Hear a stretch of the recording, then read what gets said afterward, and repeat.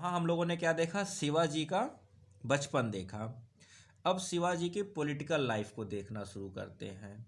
तो शिवाजी की political life शुरू हो गई थी 1645 से। 1630 में इनका जन्म हुआ था।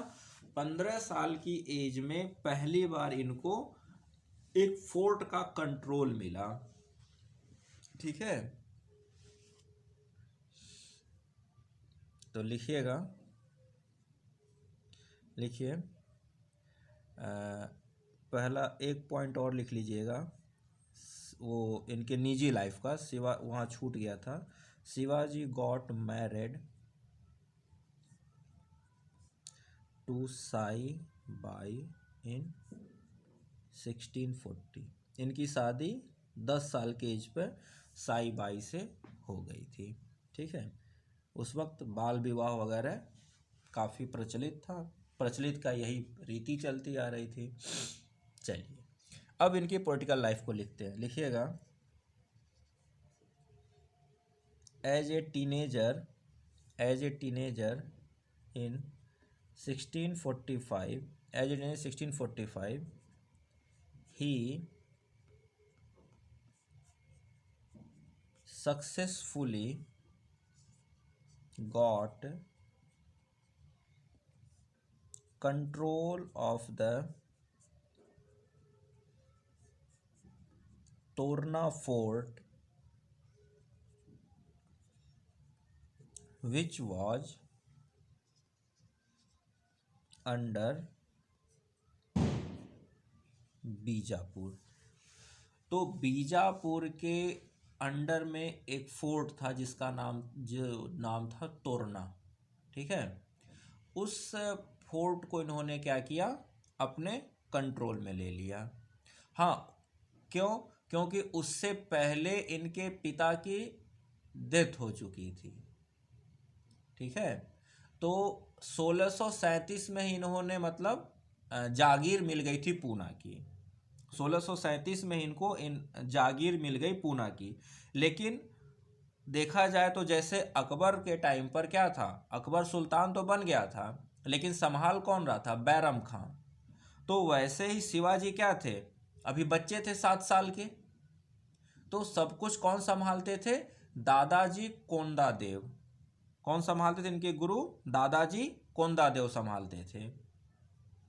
लेकिन 1645 में जाकर इन्होंने एक तोरना फोर्ट, जगह का नाम है और किले का नाम है तोरना, उस किले पर इन्होंने कब्जा किया और वो किला था बीजापुर के कंट्रोल में। इसका मतलब ये हुआ कि आपने बीजापुर से अपने आप को अलग कर लिया, समझा? तभी तो आप उसके कंट्रोल के फोर्ट को, आप उसी के जागीरदार हो लेकिन उसके फोर्ट को क्या कर रहे हो, कंट्रोल में ले रहे हो। यानी कि आप क्या कर रहे हो, उससे बगावत कर रहे हो। यानी कि आप ये दिखा रहे हो कि अब हम तुम्हारे अंडर में नहीं रहेंगे। ठीक है ना? नेक्स्ट पॉइंट लिखिएगा। In 1647 after the death of his guardian, after the death of his guardian, कौन, Dadoji Konddev, Shivaji took full charge of his father's जागीर। तो एक तो जागीरदार तो पहले से थे ही थे, साथ में इन्होंने तोरना फोर्ट को कंट्रोल किया और उसके 2 साल बाद ही इनके जो गुरु थे यानी जो टीचर थे, कौन, दादजी कोंडादेव, उनकी डेथ हो गई। तो अब ये इंडिपेंडेंट फुल चार्ज में आ गए। जैसे अकबर के टाइम पर क्या था, अकबर 13 साल के एज में सुल्तान बना, लेकिन फिर क्या हुआ, 1560 में जब वो 17-18 साल का बाद उसने क्या किया, बैरम खां को हटाकर सारा चार्ज अपने कंट्रोल में ले लिया। यहाँ पर क्या होता है, यहाँ पर अगर उससे कंपेयर करेंगे तो अभी तक शिवाजी एक बच्चे थे। 1637 में जब वो एक तरह से देखा जाए तो जागीर उनको मिली तो उस वक्त 7 साल की एज थी। तो सब कुछ कौन संभालते थे? इनके गार्जियन दादजी कोंदादेव। अब कोंदादेव के ही के रहते हुए इन्होंने क्या किया? तोरना फोर्ट को जीत लिया। और ठीक उसके 2 साल बाद जब कोंदादेव की मृत्यु हो गई तो अब क्या हो गई? अब सब कुछ के इकलौते मतलब दस कि अब सब कुछ ये हो गए। अब किसी के अंडर में नहीं है, किसी के इन्फ्लुएंस में नहीं है, सब कुछ ये इंडिपेंडेंट हो गया। ठीक है, इस तरह से देखा जाए तो 1647 में शिवाजी बिल्कुल इंडिपेंडेंटली अपने आप को इस्टेब्लिश करना कर लिए। ठीक है, नेक्स्ट पॉइंट लिखिए।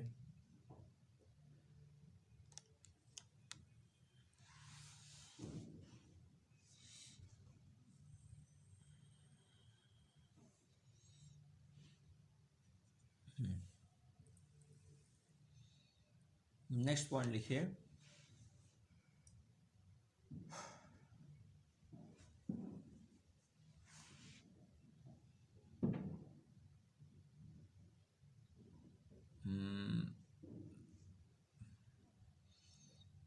जालवी को कैप्चर किया था, ठीक ठीक है।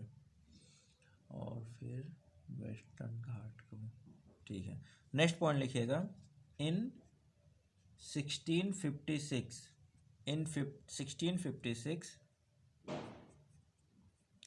After conquering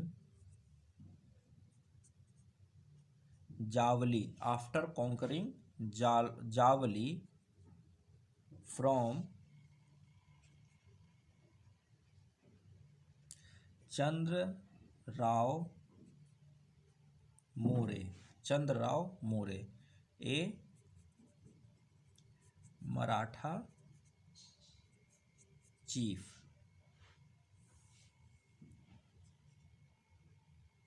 Shivaji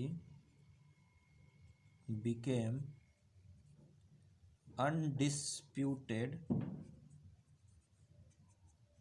master of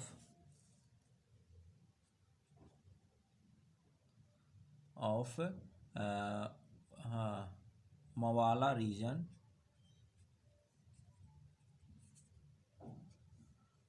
and made Mawali soldiers a part of his army। ठीक है, तो इसको अब एक्सप्लेन करते हैं कि जैसे आपने देखा कि इन्होंने क्या किया, एक मराठा चीफ चंद्रराव मोरे को हराया इन्होंने। अब मैंने आपको क्या बताया कि मराठा क्या थे, अलग अलग क्लैंस में यानी कबीले में बटे हुए थे, अपने अपने टाइटल, जैसे कोई भोंसले, कोई मोरे, कोई और टाइटल जो भी है, आप वहाँ पर मराठा के जो भी टाइटल आप देखोगे वो मराठों के अलग अलग क्लैंस के टाइटल हैं। तो आपको क्या करना पड़ेगा, जैसे कि राजपूतों में आपने देखा था, जब आपको पढ़ाया गया तो आप बताया गया था कि जैसे पृथ्वीराज चौहान ने क्या किया, तोमर्स को भी हराया, उधर महोबा में भी हराया, तो ऐसे चंदेलों को हराया। तो ऐसे कर करके क्या हुआ, अलग अलग जो भी क्लैंस थे सबको वो हराकर प्रोमिनेंट बने। तो इसी तरह शिवाजी ने भी मराठों के अलग अलग क्लैंस के जो चीफ थे उनको हराया, और जब वो सबको हरा दिए, अंत में एक बचा चंद्रराव मोरे, जो एक मजबूत प्रोमिनेंट मराठा चीफ था। जब इसको भी इन्होंने हरा दिया तो अब इनका विरोध करने वाला या इनके सामने खड़ा होने वाला कोई और मराठा क्लैन नहीं रह गया। तो धीरे धीरे जितने और भी मराठा छोटे मोटे मराठा क्लैन के जो भी चीफ थे वो सब क्या हो गए, सब इनके साथ जुड़ गए और इनके अपने आप को इनके अंडर कर लिया कि अब यहाँ से हम क्या करें, इनके अंडर में रहकर अपने आप को मजबूत करेंगे।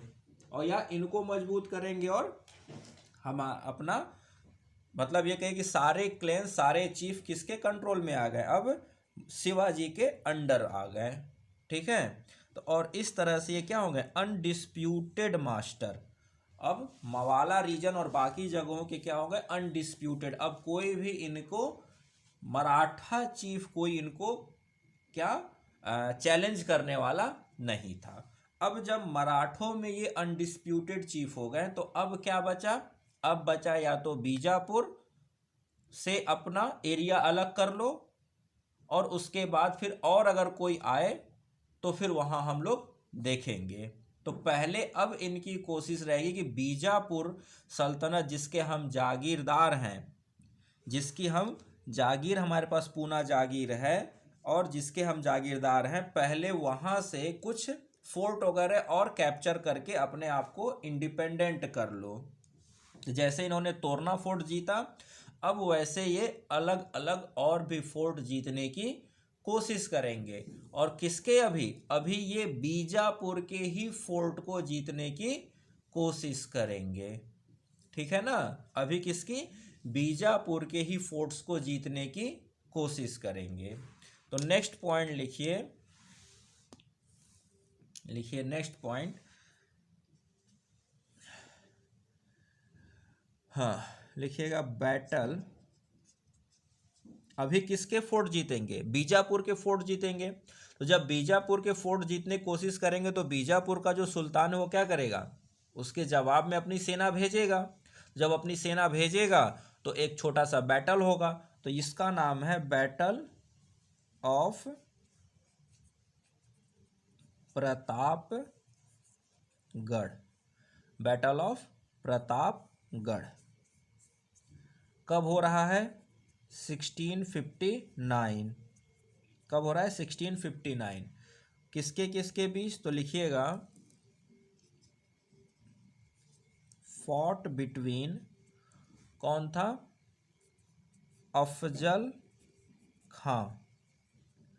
अफजल खां कौन है ये, he is the representative of Bijapur. He is, तो ऐसे लिखेगा रिप्रेजेंटेड बीजापुर में कौन थे, आदिल शाही, तो रिप्रेजेंटेड आदिल शाह ऑफ बीजापुर। तो भाई सुल्तान कहिए या नवाब के, जो सुल्तान खुद लड़ने नहीं आया, सुल्तान ने अपने बिहाफ पर किसको भेजा, अपने कमांडर अफजल खां को, कि तुम जाओ और देखो कि ये जो शिवाजी हैं ये हमारे फोर्ट जीत रहे हैं, यानी हमारे फोर्ट से हमारे सैनिकों को भगाकर अपना कब्जा कर रहे हैं। तो कौन, आदिल शाह, उस वक्त जो बीजापुर का सुल्तान था आदिल शाह, उसने किसको भेजा, अफजल को भेजा शिवाजी के अपोजिट में। तो अफजल खां और शिवाजी के बीच में जो फाइट हुई उसी को कहा जाता है बैटल ऑफ प्रतापगढ़। कहाँ पर हुई थी, प्रतापगढ़ में। तो battle of Pratap, fight between Afzal Khan and Shivaji, fight between Afzal Khan and Shivaji. ठीक है, और हुआ क्या था, in which Shivaji killed Afzal Khan, in which Shivaji killed Afzal Khan by his tiger claws. इसी को बघनख कहा जाता है, वहाँ के लैंग्वेज में क्या कहते हैं, बघनख। ठीक है, यानी बाघ के नाखून की तरह। तो कुछ नहीं, वो लोहे का बना होता है और उसको इस तरह से उसमें रिंग सा होता है और वहाँ पर इस तरह से उभार बना होता है। जैसे ये रिंग है, इसके ऊपर ऐसे उभार, फिर एक रिंग, फिर ऐसे उभार, इस तरह का 4 रिंग बनाकर ऐसे नोकीले उभार बना दिए जाते हैं और इसमें फिर अंगुली में इसको पहना जाता है। तो ऐसे करके वो उभार बनता है। उससे जब किसी को पंच मारेंगे तो ये लोहे के जो नुकीले से रेखे हैं ये क्या होते हैं, उसके पेट में या जहाँ पर भी मारेंगे वहाँ धंस जाते हैं और उसके मांस को या चमड़ी को, स्किन को काट देते हैं, बहुत बुरी तरह से घायल करते हैं। तो वही बघनख पहन के, टाइगर क्लॉज पहन के ही शिवाजी ने क्या किया था, अफजल खां को मारा था। तभी से वो बघनख काफ़ी ज़्यादा पॉपुलर है। तो by his tiger clause and became a local hero. अब वहाँ के लिए और मराठों के बीच में क्या हो गए, हीरो हो गए ये। क्यों? क्योंकि इन्होंने बीजापुर के कमांडर को हराया और उसकी हत्या की। तो एक तो सब मराठों में अनडिस्प्यूटेड मराठा चीफ, और ऊपर से बीजापुर जैसे मजबूत सल्तनत को इन्होंने क्या किया, उसके कमांडर को मार दिया। तो क्या हो गया, वहाँ के लोगों में इनका बहुत ज़्यादा नाम हो गया और सब लोग अब इनको अपना मेन हेड मानने लगे, खास करके मराठा। ठीक है, तो यहाँ तक नोट डाउन हो गया। इसके आगे अब चलते हैं। तो इस तरह से हम देख रहे हैं धीरे धीरे कैसे शिवाजी एक प्रोमिनेंट लीडर मराठों के बनते चले जा रहे हैं। अच्छा, एक चीज़ ये भी ध्यान रखिएगा, अभी भले मैंने यहाँ लिखवाया कि बैटल ऑफ प्रतापगढ़ में क्या था, अफजल खां जो आदिल शाह का रिप्रेजेंटेटिव, यानी कि बीजापुर में भी कौन है, आदिल शाह है। लेकिन बीजापुर था किसके कंट्रोल में, बीजापुर तो था मुगलों कंट्रोल में ना। लेकिन बीजापुर पर मुगलों को डायरेक्ट कंट्रोल नहीं था। क्या था, बीजापुर मुगलों की एक ट्रिब्यूटरी थी कि तुम हमें ट्रिब्यूट दो और हमें सुल्तान तो बीजापुर मुगलों कंट्रोल में था। ठीक है, अब लेकिन ये बस यही था कि वहाँ पर मुगल सल्तनत डायरेक्ट नहीं थी, वो आदिल शाह को वहाँ पर रखी थी और तुम हमारे बिहाफ पर यहाँ पर सब कुछ देखो। तो जब अब इस तरह से जब बीजापुर के आदिल शाह का इन्होंने इतने फोर्ट जीत लिए, उसके कमांडर अफजल खां की हत्या कर दी, तो कहीं ना कहीं ये बात कहाँ पहुँची, मुगल दरबार यानी कि औरंगजेब के पास पहुँची। और देखिए ये कब का पीरियड है, 1659। तो इस वक्त सुल्तान, मुगल सुल्तान कौन था, औरंगजेब था। तो ये कहीं ना कहीं ये बात औरंगजेब तक जब पहुंची तो औरंगजेब ने ज़्यादा ध्यान नहीं दिया। औरंगजेब ने कहा कोई बात नहीं, एक दो फाइट है, कोई जीत लिया लीडर तो प्रोमिनेंट लीडर जीत लिया, हम अपनी दूसरी बड़ी सेना भेज देंगे और उसको हरा देंगे। लेकिन तब तक सिवा एक और घटना घटी जस्ट एक साल बाद। तो उसको क्या लिखेंगे, लिखिएगा बैटल ऑफ पवनखिंद। बैटल ऑफ पवनखिंद ये कब हुई, ये हुई 1660 में, 1660 CE। ठीक है, बैटल ऑफ पवनखिंद। ठीक, इसमें क्या हुआ तो लिखिएगा फॉट बिटवीन किसके किसके बीच, तो सिद्दी जोहर, कौन है, सिद्दी जोहर। और ये भी किसका है, ये भी प्रेजेंट कर रहा है अभी आदिल शाह को, represented Adil Shah of Bijapur, represented Adil Shah of Bijapur. ठीक, और इधर कौन थे, बिटवीन एंड शिवाजी। तो बैटल ऑफ पवनखिंद किसके बीच में हुआ, सिद्दी जोहर और शिवाजी के बीच में। इसमें भी क्या हुआ तो लिखिएगा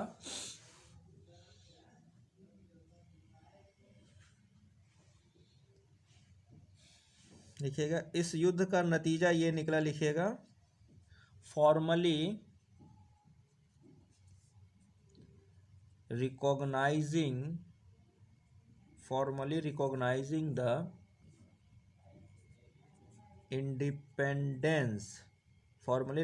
the independence of Shivaji's kingdom. अब इन्होंने अपने आप को इतने किले ये जीत लिए कि अपने आप को एक इंडिपेंडेंट किंगडम के रूप में इस्टेब्लिश करने की कंडीशन में आ गए और फॉर्मली एक इंडिपेंडेंट किंगडम मराठों का एक किंगडम इन्होंने इस्टेब्लिश करने की यहाँ पर एक तरह से फॉर्मली, यानी कि हो गया कि अब ये मराठा किंगडम है। इतने किले और इतना क्षेत्र इनके कंट्रोल में आ चुका था बैटल ऑफ पवनखिंद के बाद। इस तरह से शिवाजी ने एक इंडिपेंडेंट किंगडम अपना बना लिया। अब ये कहानी आगे पहुंचेगी अब औरंगजेब के साथ। औरंगजेब और शिवाजी अब कॉन्फ्लिक्ट में आएंगे। अभी तक मुगल्स और शिवाजी के बीच में कोई कॉन्फ्लिक्ट नहीं है, ठीक है। 1660 में औरंगजेब और यानी कि मुगल और शिवाजी के बीच में कॉन्फ्लिक्ट स्टार्ट होगा। यहाँ तक नोट डाउन किया। तो अब पूरे कहानी को एक बार फिर से समझिए। हुआ क्या, पहले ये हुआ कि शिवाजी के जो पिताजी थे शाहजी भोंसले, वो क्या थे, बीजापुर के सुल्तान के जागीरदार थे। कहाँ के, पुणे के जागीरदार थे, ठीक। अब 1645 में जब बीजापुर अंपायर वीक हुआ तो 1645 में शिवाजी क्या किए, तोरना फोर्ट को बीजापुर से अलग करके अपने कंट्रोल में ले लिए। लेकिन उससे पहले 1637, हाँ एक चीज़ बोल गया कि 1637 में ये क्या हो गए थे, पूना के जागीरदार बन गए थे। इनहेरिटेड हुआ था, इनहेरिटेड मतलब पिताजी की मृत्यु के बाद इनको पुणे की जागीरदारी मिल गई थी। लेकिन जागीरदार अब 7 साल का बच्चा क्या जागीरदारी करेगा, क्योंकि 1630 में जन्म है और 1637 में इनको पूना के जागीरदार बन गए अपने फादर के बिहाफ पर। तो इनको संभाला कौन, इनके गार्जियन थे दादजी कोंडादेव। उन्होंने इनको संभाला, सारा शिक्षा दिया, सारा प्रदर्शन, पॉलिटिकल नॉलेज, सब कुछ उनको दादजी कोंडादेव ने दिया।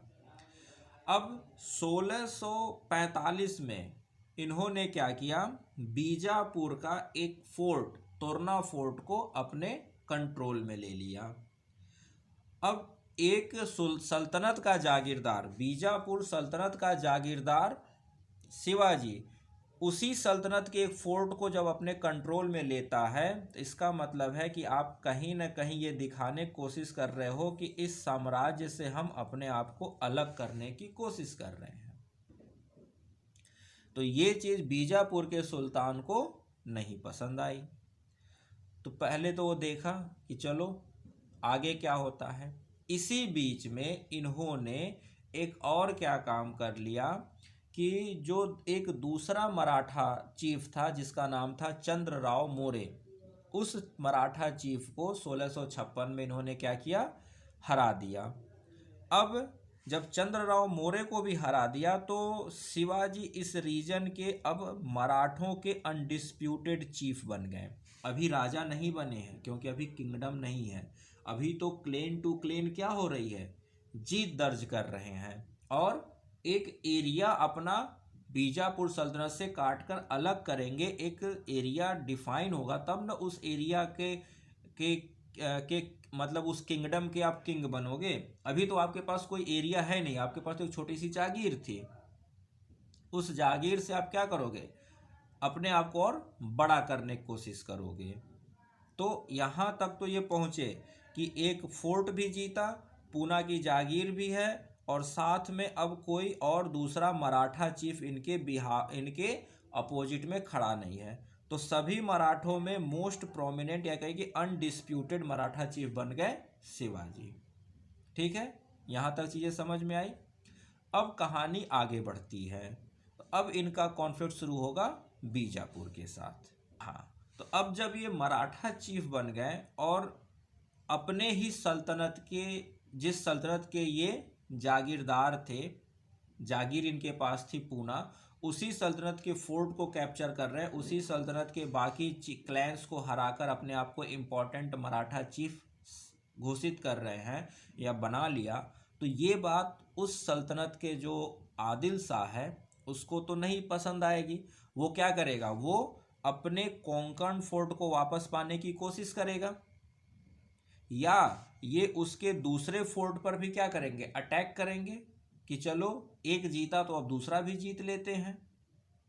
ठीक है, तो इस तरह से जब वो आगे बढ़ते हैं तो अब बीजापुर का सुल्तान जिसका नाम है आदिल शाह, वो क्या करता है, अपने कमांडर अफजल खां को भेजता है कि तुम जाओ और क्या करो, किसी तरह से किसको, इन मराठा चीफ जिनका नाम है शिवाजी, इनको कंट्रोल करो, यानी इनको रोको।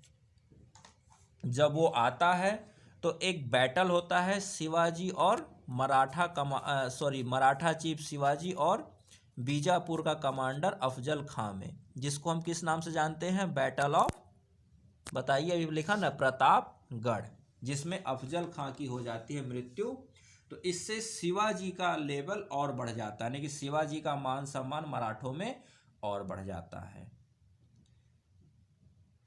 इसी बीच इसके बाद फिर शिवाजी अगला कोशिश करते हैं एरिया का, या यूं कहिए कि आदिल शाह शिवाजी को फिर से कंट्रोल करने की कोशिश करता है कि इनको किसी तरह से रोका जाए।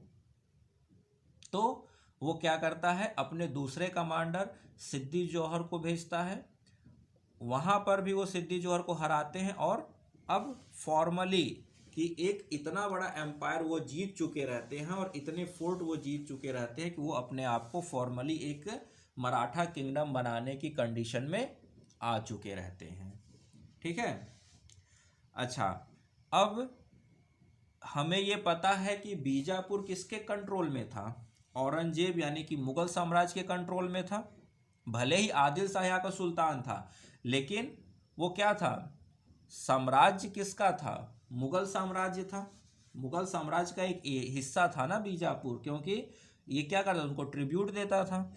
तो बाहरी आक्रमण से बचाने की पूरी जिम्मेदारी किसकी थी, मुगल सल्तनत की थी।